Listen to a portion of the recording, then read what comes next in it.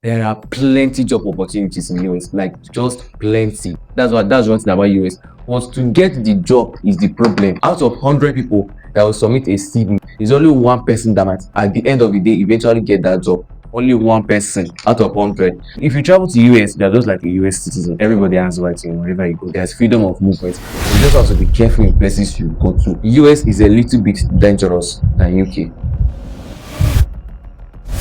UK offers a better work life than US because in UK, for example, you can get up to 28 days leave, like annual leave, and still be paid, like a paid annual leave every year. Like you can get up to 28 days off work and you still be paid. But in US, the highest you can get is maybe 15 days off work.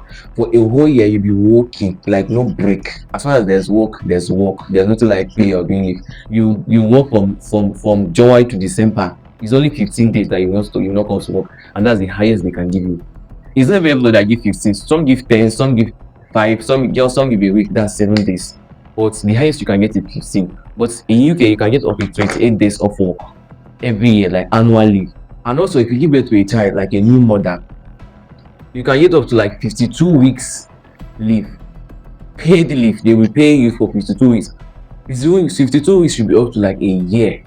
So you'll be off work for a year. In UK, if you give birth to a child, you can be off work for 1 year, and they'll still be paying you. And after that 1 year, you come back and continue work. But in USA, nobody cares about you. Nobody gives. As far as you're coming to work, that's their business. They don't care if you give birth to a child or you don't give birth to a child. There's nothing like maternity leave. There's no federal law that mandates any maternity break. As long as you're working, you're working. So if you're pregnant, the best thing you have to do is to plan ahead of your birth. So if you give birth, you know what you have planned already, and then you continue. But if you say you keep that baby because you're pregnant, after you're giving birth, you think you miss 1 day at work. From the day you give birth, none of anybody's business is there. You come to work. There's nothing like pay, no leave. If you give birth, you give birth. That is your business. Then you find someone to take care of your baby, or you stop work and they employ somebody else. So there's nothing like maternity leave in US. It's only UK that get up to a year. In UK, you can get up to a year, like in London, for example. You can get a year off work if you give birth. But if you go to San Francisco in US, no break. Oh, if you give birth, you've given birth. Either you stop work or you find someone taking care of your child. And it's not like you carry your child and come to work. Nothing like that. There is no federal law that mandates anybody or any company to give an employee a maternity leave. No. Some companies, though, in US, some companies give maternity leave, but that's like on benefits, and it only comes maybe once a year. Maybe in fact, once in your lifetime working there, just once. If you give birth to a child once, the next one it's none of their business. Very few companies in US gives maternity leave, and it's not even up to a year like in UK. But what about US is there are plenty job opportunities in US, like just plenty.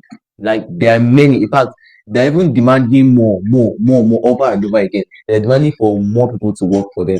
But to get the job is the problem. Getting hired can be very difficult and competitive, more especially for immigrants. Out of 100 people that will submit a CV, there's only one person that might eventually get that job. Only one person out of 100. So it's very, very difficult and competitive to get job there. And one thing is that once everybody submits his resume, it's no human beings that are going to maybe check the resume and see if they will give you the job or they will offer you the job or not. So it's an application tracking system that will filter out almost 75% of the resume before it now reach to real human beings. Like once you submit your resume, because most of the applications are online for their jobs are online. So once you submit your resume, like an application tracking system would have to filter out based on the requirements that are given to him, based on the like programs that are given to him. It has to filter out like 70% of the applications made by people before it now leaves the rest to real human beings to maybe consider it or look at it and see if they'll give the job or not. So to get a job in US is very, very difficult, but job opportunities are very plenty. But to get the job, if you get a job in US, you must be very lucky.